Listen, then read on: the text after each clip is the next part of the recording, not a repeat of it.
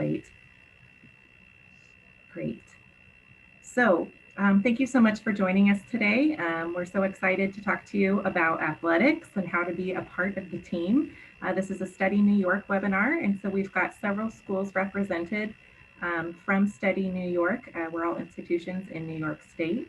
So I'm going to go ahead and share my screen so we can get this presentation started.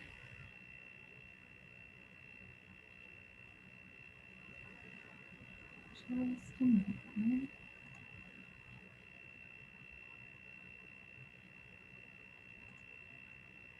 Never quite sure what's going to happen when I share a screen. Okay. There we go.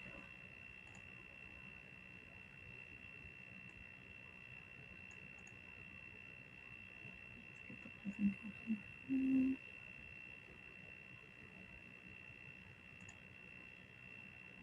All right. Hopefully we can all see here. So today we have representatives from Adelphi, St. Francis College, St. John's University, and SUNY Geneseo. So if everyone who's presenting could just go around and introduce themselves, we'll start with Doug. Hello, how are you doing, everybody? My name is Doug Tranny. I'm the Associate Athletic Director for Compliance at St. John's University in Queens, New York. I've been at St. John's now for 17 years, and it's a wonderful university, and we have some wonderful student athletes. We have 17 sport programs, and I'll be talking about the process of how to become a Ncaa student athlete, and also be talking about some of our sport programs as well a little bit later on in the presentation. But thank you for having me today. It's an honor to be with you guys today. Thank you. Alana?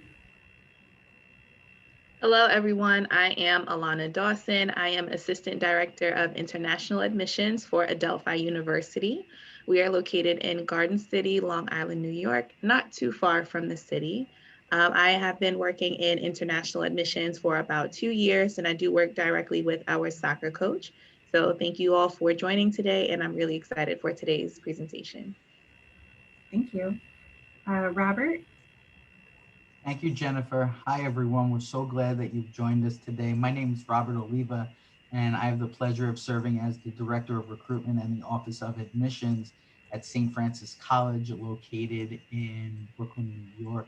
I'm also a proud member of the Study New York board, and the work that Study New York has done to connect the world with New York in general really has been quite impressive. So I really want to thank Study New York and its leadership for putting this together. At St. Francis College, we have 21 NCAA Division I teams, and we are thrilled to be joining you today. And I'm going to quickly pass the baton on to my colleague. The Office of Admissions works parallel to our Office of International Affairs, SFC International, and I'll turn it over to my colleague Tadeyu to introduce himself. Thank you, Rob. Hi, everyone. Welcome. My name is Tadeu Rodriguez. I am a marketing assistant at SFC International, and I was also a very proud member of the SFC community. I was an international student from Brazil. I was a member of the water polo and swimming team. So I'm very excited to share a little bit more about my experience here as a student athlete and international student at the same time. Fantastic, thank you. And my name is Jennifer Kenyon. I'm the Director of the International Student and Scholar Services Office at SUNY Geneseo. We're located in Western New York, near Rochester. And I've been here at SUNY Geneseo for about 3 years now. So it's a pleasure to meet you all. It's a pleasure to give this presentation, and we'll go ahead and get started now.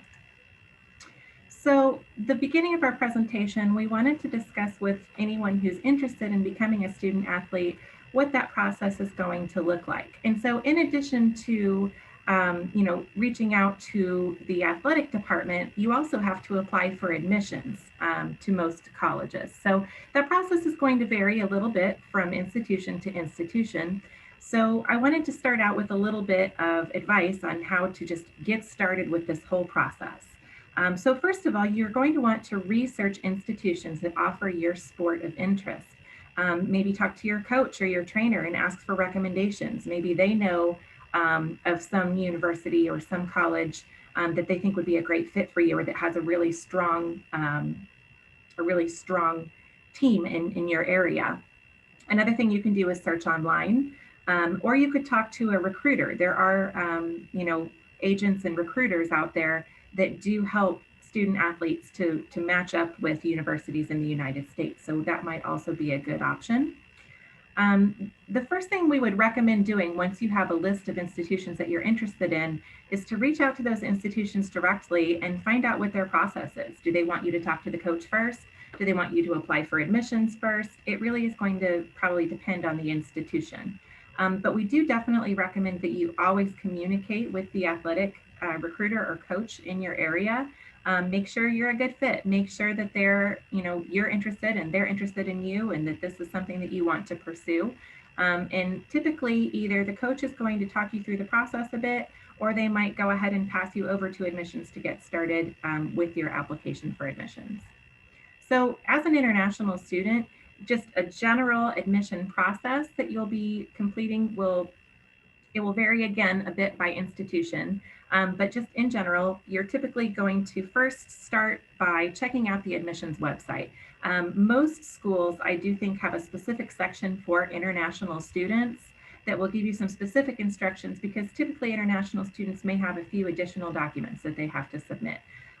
So check out that admission website first of all and see if they give you some specific instructions. Different schools have different requirements. Some schools may require an SAT or ACT. Many schools right now do not. So you want to check and see what those individual requirements are. And always reach out to the admission office if you have questions. I know as an admission counselor myself, we're always happy to answer questions for students, and there is no bad question. There's no silly question. We've heard everything, I promise. So go ahead and reach out to those admission offices if you're not completely sure what you need to do or what to submit. But typically you'll start out by completing an application form. Most of us, I think, offer those application forms online these days. So you'll generally see like a common application, maybe a coalition application. Here at SUNY, we have a SUNY application also. Many schools have their own individual online application. So visit those websites, find the online application form to get started, and then prepare your supporting documents. This is just a general list, but I think the majority of schools are going to require some sort of transcript or academic document. If you come from a country where you've got external examinations, or if you're in an IB program or you've taken A-levels, you'll want to submit those external examinations. If you come from a country where English is not your first language, it's possible you'll need to submit an English proficiency exam. And different schools have different requirements on this. So again, you're going to want to check those individual websites. Many schools will ask for a letter of recommendation, possibly more than one. You may need to submit a personal statement or essay. And generally, I do find that a lot of schools give some examples or give you some idea of what they're looking for in those personal statements. And then typically you'll need to give us a copy of your passport, a financial statement of support, and then again, SAT or ACT may or may not be optional depending on the institution that you're applying to. Another thing I'll mention with the financial statement of support is, as an athlete, you may be eligible for some sort of scholarship. And if that's the case, that may impact the amount that you have to show on your financial statement of support. So again, you'll want to discuss this with your individual institution that you're applying to, because this is going to change a little bit depending on the institution, depending on the scholarships that are available. It just may be a bit different from each application that you're completing. So always ask questions. Don't be afraid to ask. I know most institutions are happy to help you out with that. Always make sure when you're applying that you mention that you're an athlete. Again, sometimes this information doesn't get communicated over between the athletics departments and the admission departments. So when you apply, there might be something on your application where you can mention a referral. You can mention that you've already been communicating with the coach or the athletic director or the team that you're in contact with. Or you can just send the admission team an email and say, hi, just wanted to let you know I've been talking to the soccer coach already, something like that, just to give them an idea that you're already in communication with the athletics department. And don't be afraid to follow up on your application. There are cases where maybe a document is missing and that could hold up your application for admission. So if you don't hear something for a week or so, don't hesitate to send an email and say, hi, I just wanted to double check, did I submit everything that I needed? And then ask questions. You know, as an international student, unfortunately, you don't always have the opportunity to come out and visit our campuses, maybe to meet current students. But one silver lining of this COVID situation that we're all dealing with is that I think many institutions have really, really amped up the virtual offerings that we have available. So I'm sure that many schools have a virtual tour that you can watch. You may be able to chat or Zoom like we're doing now with a current student or with faculty at that school. There may be some other virtual programming that you can participate in and watch. So you're making a big decision when you decide on which institution you want to attend in the US, and you want to find out as much information as you possibly can. And right now, because we're all stuck in this virtual world, that's actually a great thing for you as an international student, because there's a lot more opportunity to participate in some virtual programming with your prospective institutions that you're looking at. So ask questions, find out what they have available, and do your research. And now I'm going to hand it over to Doug to talk to us a little bit more about NCAA eligibility. All right, thank you, Jen. I appreciate it. So I'm going to walk you guys through what it entails to become a NCAA student athlete. All right, the first step is to register with the Ncaa Eligibility Center. Like Jen had mentioned earlier, your admission to a university or college has nothing to do with your NCAA eligibility as an incoming freshman. Incoming freshman eligibility is determined by the Ncaa Eligibility Center for Division I and Division II student athletes. Division III student athletes, their eligibility is determined upon their admission to the university or college for Division III. But Division I, Division II are the NCAA institutions that offer athletic scholarships, and that eligibility for freshmen is determined by the Eligibility Center. So with that said, step one in this process is registering with the Eligibility Center. I have the link right there in the presentation. After the presentation's over, I will be sending an email out to everyone that's part of the audience here with some helpful NCAA international resource documents that are very helpful information that you can then have and save on your computer. The cost to register for an international student is $150. You could pay that right online with a credit card. And then you'll get an NCAA ID number once you've finished registering with the Eligibility Center. And that's an important number. You should save it. During the recruiting process, coaches will ask you for that number. So you want to have that readily available. So that's an important part of kind of step one in becoming an NCAA student athlete, is to register with the Eligibility Center. All right, can I control the slides? Or okay, great. Thank you, Jen. In regards to the NCAA Eligibility Center response to COVID and the impact it's had on the whole world, they've changed their guidelines on determining eligibility. And they've actually made it a whole lot easier to become eligible at a Division I and Division II institution. And when I say easier, they've the requirements to make yourself eligible to receive an athletic scholarship, to practice and compete as a freshman, the requirements have been lowered due to the impact of COVID-19 on the world. So with that said, the next slide, you can see for Division I and Division II for international students, they're looking to determine, have you passed 10 core units before starting what would be your seventh semester. Seventh semester is typically the start of what would be your senior year. Excuse me. So they're looking for areas like English, math, natural physical science, and any additional English, math, or science, social science courses like history, and then any additional courses that are academic in nature. Courses such as art or physical education are not considered core courses. And they take these different subjects and they do a calculation and they see if that your GPA is at a 2.3 or higher for Division 1, and Division 2, if it's a 2.2 or higher, then that would qualify you as being eligible right away as an incoming freshman. So that's what they're looking for initial eligibility purposes. You can go to the next slide, Jeff. If you're at if you're from a country that have leaving exams, another way the Eligibility Center can determine if you're eligible or not, say you don't have the requirements from the previous slide of having enough of those 10 core courses, they can determine your eligibility based upon your leaving exams as well.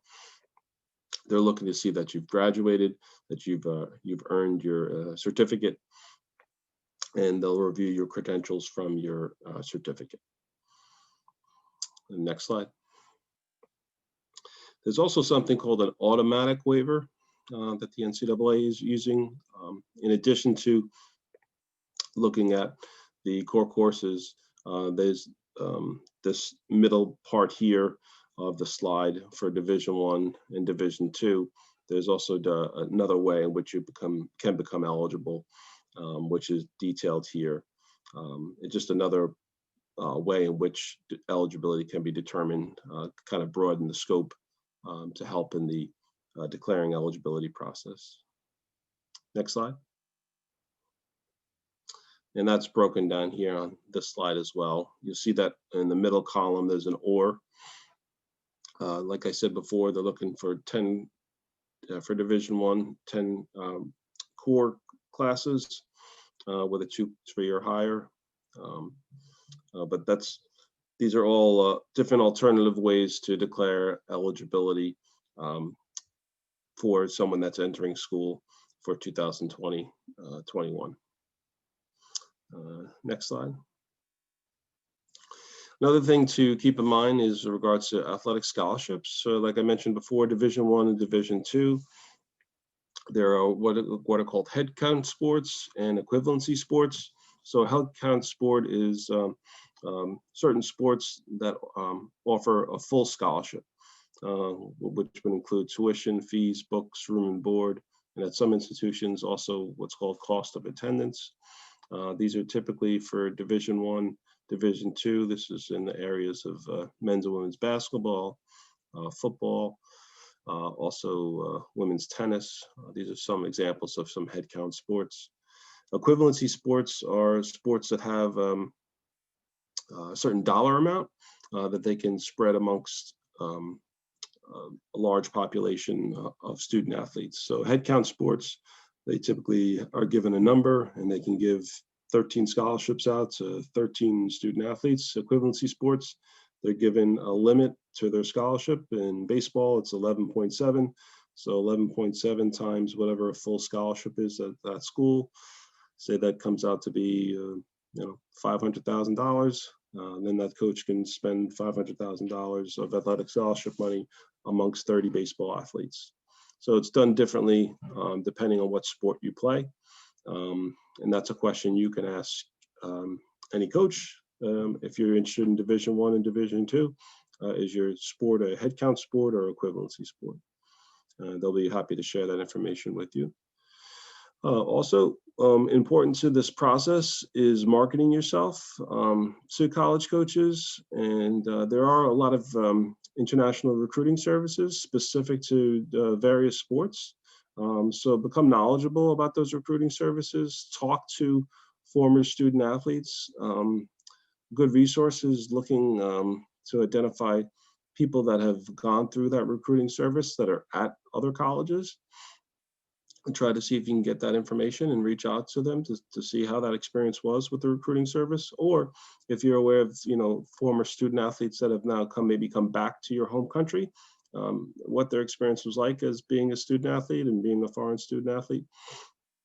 So you can gain some of their experience and kind of help navigate your own path to becoming a student athlete. Creating an athletic resume is a good idea. You could include information about different teams and coaches you've played for that could speak to your abilities. That's also a good idea. Posting your video or highlights online, putting it on YouTube, Also, especially in this environment where coaches are currently not allowed to go off campus and recruiting, at least into Division I. They're still in a period called a dead period where they're not allowed to leave their campus. So all the recruiting that our coaches are doing is all done virtually. And then lastly, don't be shy. I mean, one of the best words of advice I can give to any international student is to reach out and market yourself to these coaches. A lot of coaches, keep in mind, are sometimes this is a part-time job. They're doing something else as a full-time employment, and you know, they're balancing having families and all the other things that life brings, and sometimes there's not enough time in the day. So if you take the initiative to send an email, send a text message, try to FaceTime a coach and tell them about yourself, more times than not, that coach is going to be responsive and follow up and watch the video. And if they like what they see, and they're going to want you on their team. And coaches want players that want to be part of their program. So if you, like Jen had mentioned before, if you do some research and you find out that in the sport of fencing, there are 50 different colleges in the US, but you know you want to go to school in New York and there's only 10 schools, well, there you got your list down to 10, and you can go from there and be active and email and make phone calls to those coaches, and you know, really go after it if that's something you want to do with your future. That's probably the best advice I can give you, is just really go after it. Don't wait to be recruited. You should be recruiting the schools that you want to go to and make them be aware of who you are. It's a very important part of this process. So after the presentation is done, like I mentioned earlier, I'll be sending out NCAA resources for international students. It's got a lot of great information in there, a lot more detail about what the COVID-19 exceptions are related to eligibility. It goes in a lot more detail than what I did today, because it's very detailed, but I will share that with everyone. And thank you everyone for your time today. And if you have any questions, feel free to fire away at the end of the presentation. I do want to mention that at St. John's University, we're in Queens, New York, and we were founded in 1870. We're celebrating our 150th year this year, which is very exciting. We have a total undergraduate enrollment of around 17,000. We are in Queens, New York, and we're Vincentian metropolitan, and we have around 102 acres in Queens, New York, and we were highly ranked, as you can see, with best colleges in our ranking. And one of the things that is unique about us, we have 17 NCAA Division I sport teams. 10 of them are on the men's side, and we have, 7 on the men's side and 10 on the female side. If you go to the next slide, Jen. And they're listed here for you.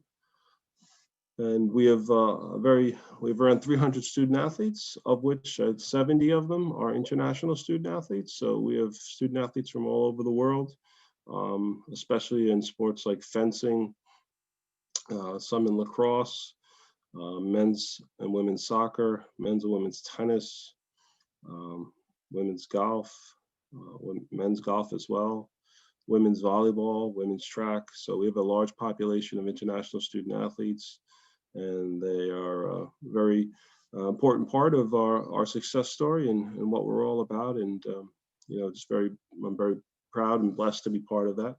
And I thank you for your time today, and always feel free to reach out if you have any questions for me in the future. All right, I will turn this over to who's next? Is it Robert or Tadeo? Thank you so much, Doug. Sure.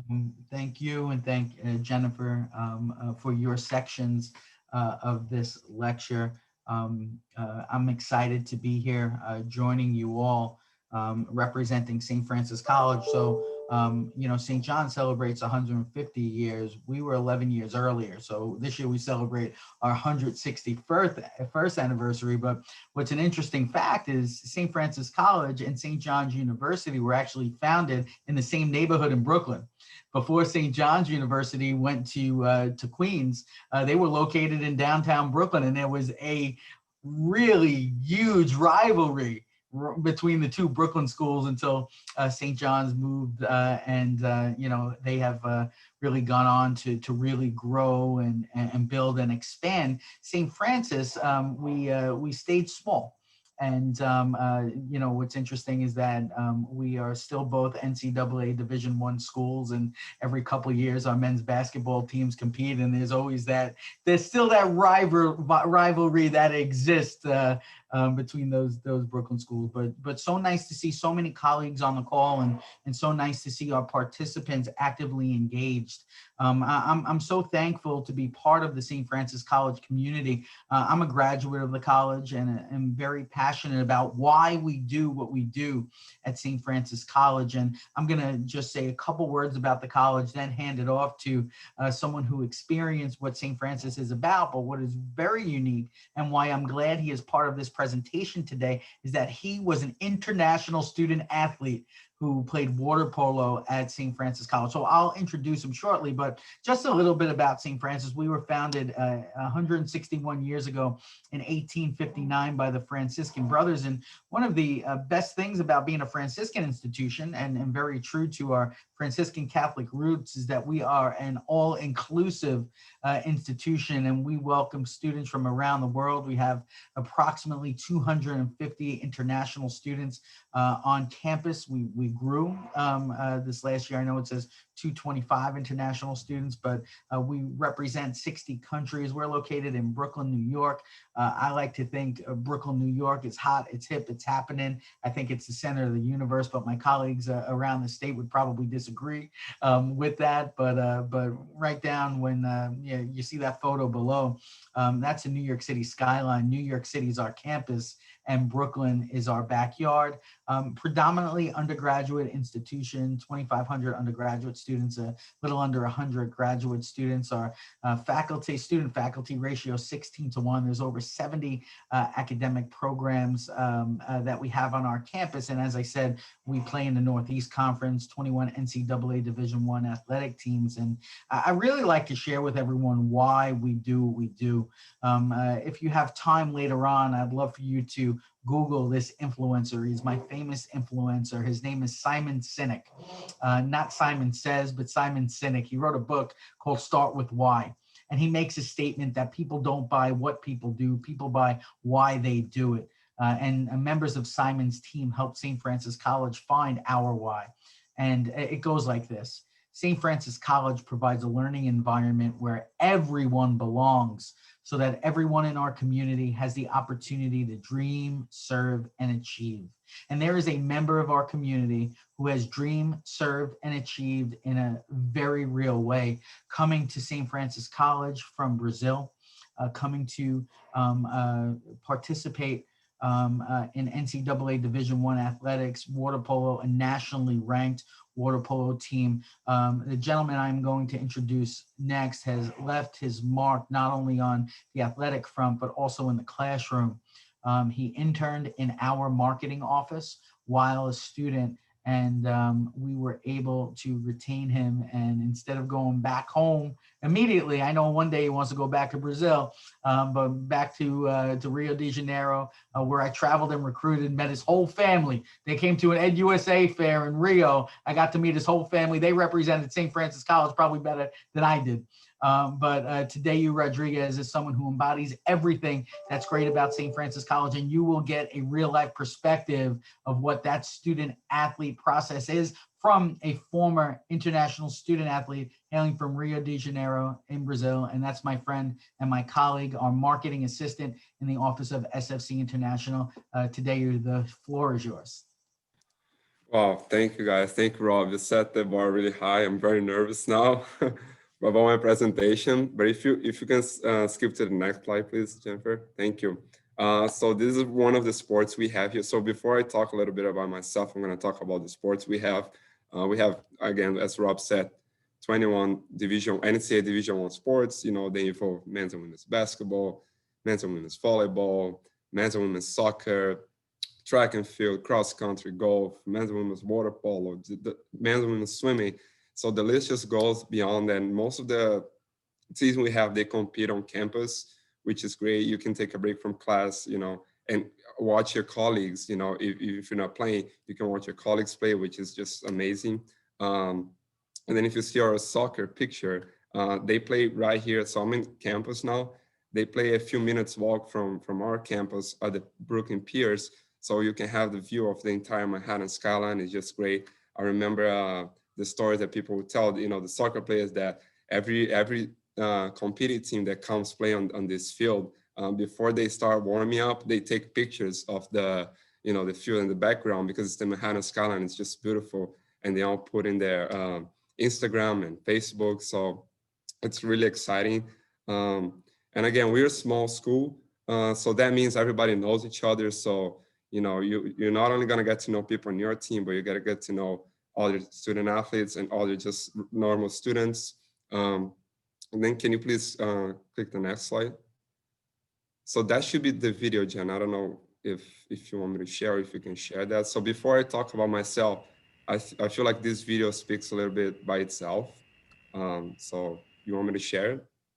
I can get that for you here. I've got it queued up, I think. 2 seconds.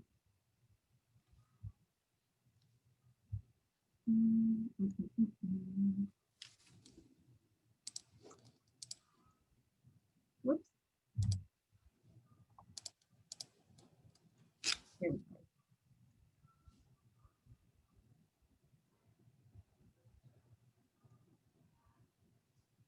Sorry for the delay. All right. There we go. I always had a dream of coming to the U.S. and go to school here. One day, San Francisco came, so I talked to the coach, and there was also the Eligibility Center. So he helped me a lot. He told me how the school is. He told me the location, New York.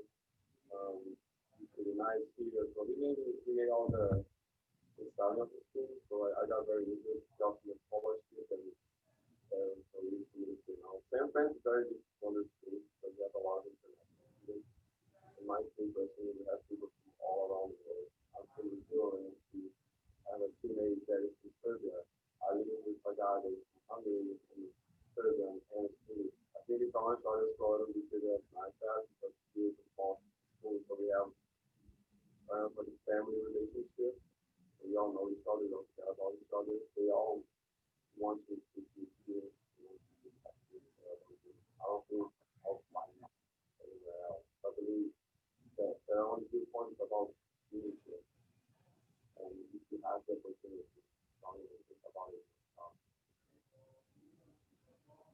All right. Thank you.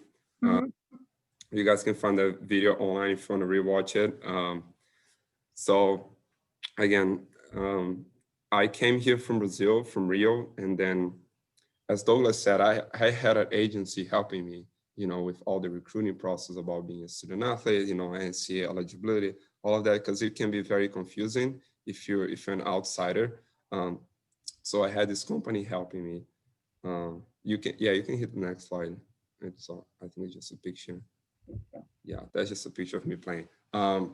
So I had this company helping me because, as I said on the video, it was always my dream to come to the US. I saw, I was playing water polo for my entire life, more than 10 years. So I saw the opportunity and I was like, yeah, I'm gonna, take this risk and I'm just gonna do it. I had this company and they pretty much did the initial phase. So they would start searching for schools and contacting coaches. And then, so they found various schools.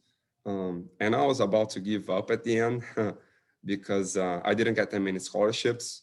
Fortunately, San Francisco College came. They offered me, great scholarship. It was hard for me to say no. I will never forget how I decided to come here literally a month before being here. And one fun fact is that I came in 2016, fall 2016, which was in September. And that year, I don't know if you guys remember, there was the Olympics in Rio. And I was a volunteer in water polo, which was great. So I was literally in the pool watching all the Olympians play. And then of course, I knew a lot of players in the Brazilian water polo team, but then the US national team came play, and I watched them play. And then one of the players that he left his cap, one of these caps, he left in the pool, and they never came back. So I was just like, I just took the cap, and I was like, yeah, it's a nice, gift, I guess. And then I come here to the US, and my first or second tournament, we're going to play UCLA, which is one of the best schools in water polo, I think, athletically.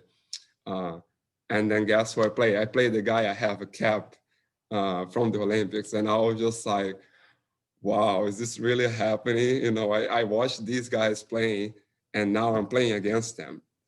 It was something like amazing for me.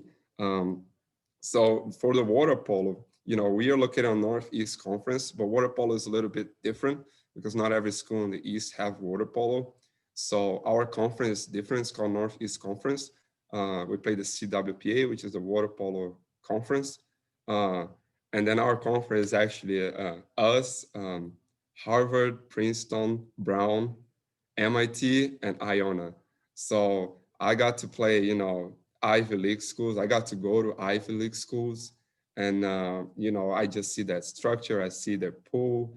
I went to Harvard, which was something like, oh my God, so it was great, and the fact that my team could stand out. So we beat all of these teams. At one point in the 4 years, we beat all of these teams. My sophomore year, we were #1 in the East Coast. So just the fact that San Francisco is a very small school, and our team is very international. I think we're the team that has the least Americans in our country. And just so you guys can imagine, when we play some schools that are full of Americans and their parents come to watch, they cheer USA, which is a way to take us out of the game. So they just cheer USA, USA. So it's just great, the fact that all of this bunch of international students, a guy from Brazil, a guy from Serbia, a guy from Hungary, Jamaica, from everywhere. These guys, they actually like a big teams like Harvard, and they have good games against UCLA, Stanford, Cal Berkeley. It's just great. It's great to be part of this team. I'll also never forget when Harvard came to play here my sophomore year. It was a very tough game, and we had 4 players excluded with a red card. But we ended up coming back and beating Harvard. And then the president of our school, he was there watching. He comes to every game, and he invited my team to have dinner at his house. That was also very incredible. He invited the whole team. He cooked for the whole team. We all connected. So all I can say to all the attendees is that it is worth it.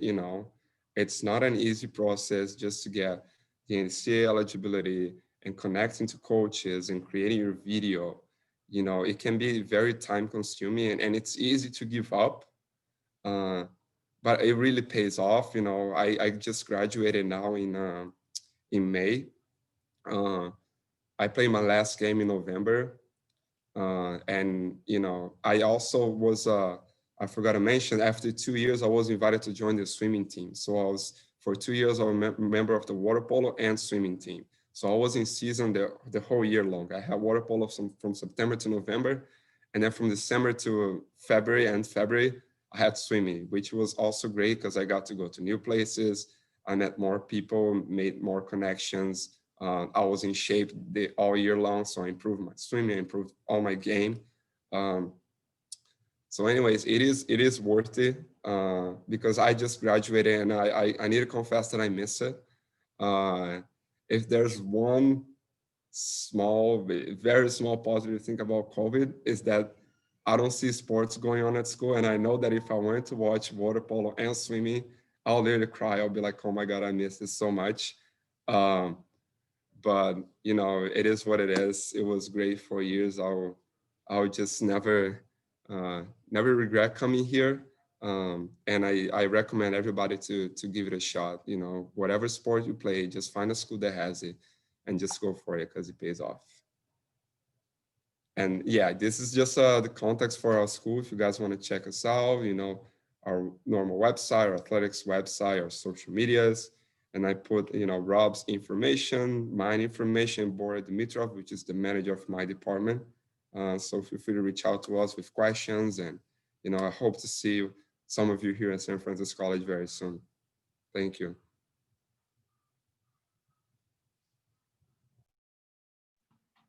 Okay, good morning, everyone. I am Alana Dawson of Adelphi University. So we are a medium-sized liberal arts university located in Garden City, Long Island, New York. We are about 45 minutes by train ride from New York City. We are also about 20 minutes from both JFK and LaGuardia Airport. So it's very easy for students to get back and forth to campus, especially if they do want to go home over like a winter break or anything. We have about 5,000 undergraduate students and 3,000 grad students, and of those populations, our students represent about 63 countries. Our average class size is 21, and our student to faculty ratio is 10-1. So we are very big on making sure that our students have a personalized approach to their education so that our students can have a very great relationship with both their classmates and their professors. So we offer more than 60 undergraduate and 65 graduate areas of study. So there's a long list of programs and majors available for students to choose from. We also have an honors college for students who are really looking for that added academic challenge once they get to Adelphi. And we also have our 11 More Global Scholars program for students who are really interested in social justice or social awareness. And students in that program also have the opportunity to intern at the United Nations. So just through applications that I have reviewed, typically our international students are excellent candidates for that program. And both programs are cohort style. So our students live together, they eat together, they take their courses together. It's just another added feature of it's just another added feature to round out your overall college experience. So the next bullet says that students who do not meet entrance requirements may enter through Adelphi University International. So part of the application process, we do require international students to have a certain score on their TOEFL, IELTS, or Duolingo exams. If students are still academically strong, but they do not meet those requirements that we do have a pathway program available to assist students, which will help them with their English skills. So it can be 1 to 2 semesters through Adelphi University International, and then students will matriculate at Adelphi University. So again, this is just to help students with the English portion that they need. So we are a D2 school. We have 23 sports teams available. And it's really interesting, just that process, similar to what Doug spoke about earlier. Our athletic process is pretty standard, and so is our application process. But I would like to note at the bottom, if eligible, Adelphi University has automatic academic-based scholarship consideration, which can be combined with potential athletic scholarships. Jen, if you can go to the next slide, please. So these are our sports teams that we have available.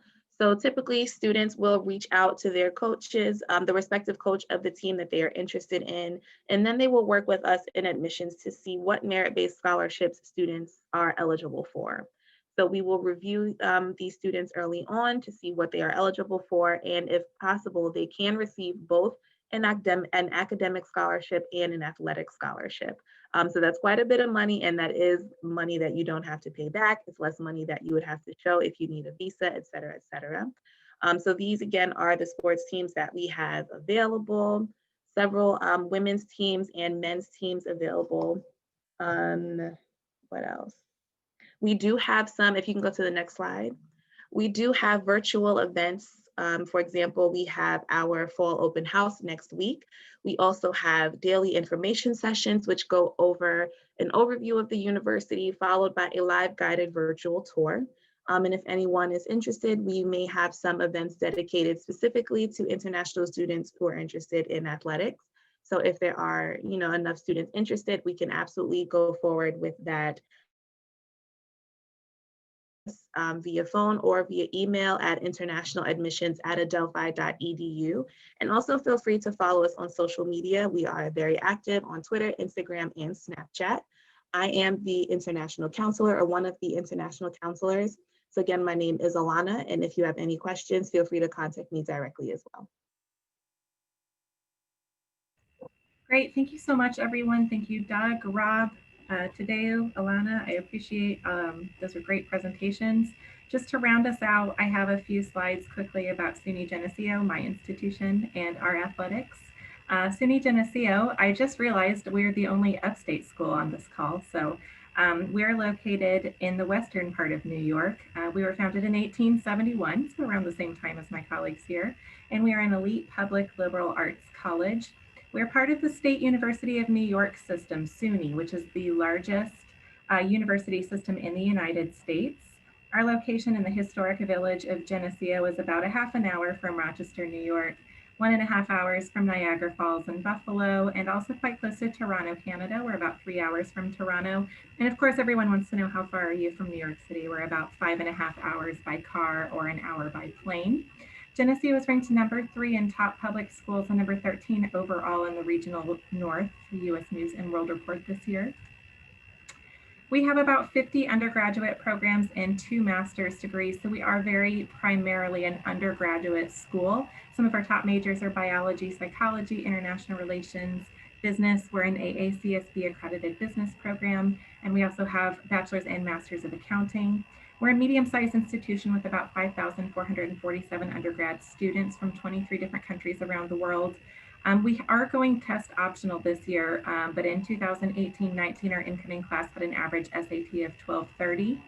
Typically, our classes are, again, a medium size. Average class size is about 23 students with a student to faculty ratio of 18:1. 2 things I always highlight about SUNY Geneseo: as a primarily undergraduate institution, we can offer really exceptional research opportunities as well as internship opportunities. So in addition to your athletic options, you can also really build your academic resume at SUNY Geneseo. Our athletics program is NCAA Division III, which unfortunately means that we can't offer athletic scholarships, but it does mean that we have some academic merit scholarships that you're eligible for. Also, as a public institution, we have very, very affordable tuition rates. Even for out-of-state students, our tuition is actually about 30% lower than the average out-of-state tuition rate across the country. So your I-20 cost is actually about $33,000 total, including housing, meals, tuition, and health insurance. And you are eligible for academic merit scholarships on top of that. I've listed here the sports that we offer. I will just tell you right now, the most popular here at Geneseo is our ice hockey team. Everybody loves going to the ice hockey games, and they're actually quite good. So we are also part of the SUNY Athletic Conference, and so our teams play both in NCAA as well as across SUNY. And here is my contact information, as well as our website for athletics and athletic recruitment. You've got my email as well as WhatsApp and our website here. So I hope that if you have any questions, you'll reach out. I'm always happy to help. And I am going to go ahead and stop sharing here, since that's the end of our presentation. At this point, we are happy to answer any questions that any of our attendees have.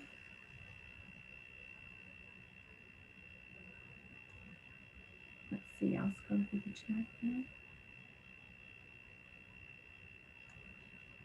Does anyone have any questions that we can answer for you today? Feel free to unmute yourself or type in the chat.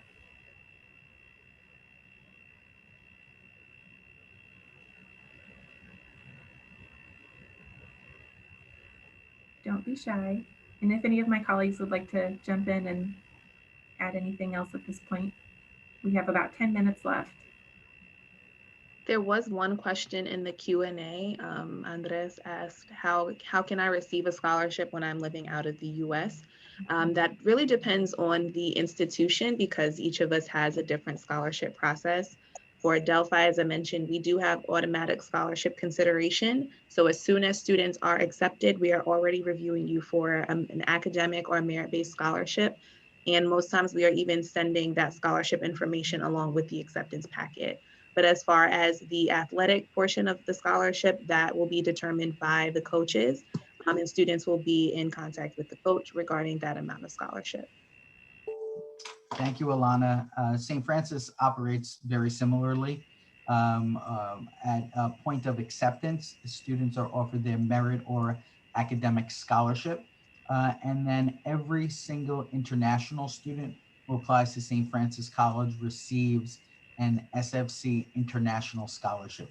So the combination of a merit-based award plus our international scholarship makes attending St. Francis College in Brooklyn, New York, USA very affordable for international students. And as Alana said, the athletic scholarships depends on the sport, the team, and on a number of factors that Doug had mentioned during his portion of the presentation that dealt with compliance.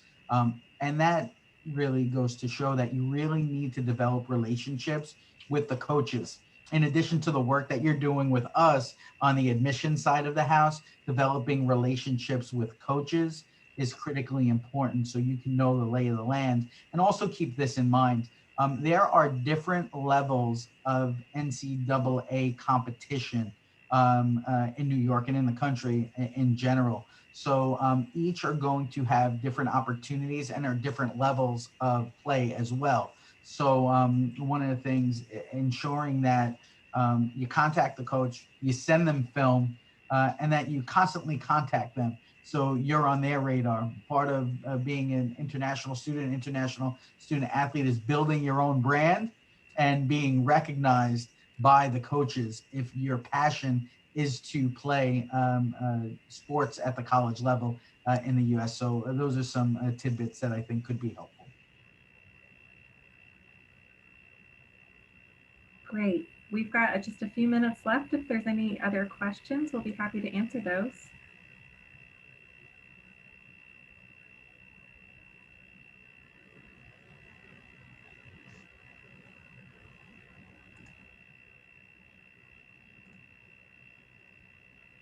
All right.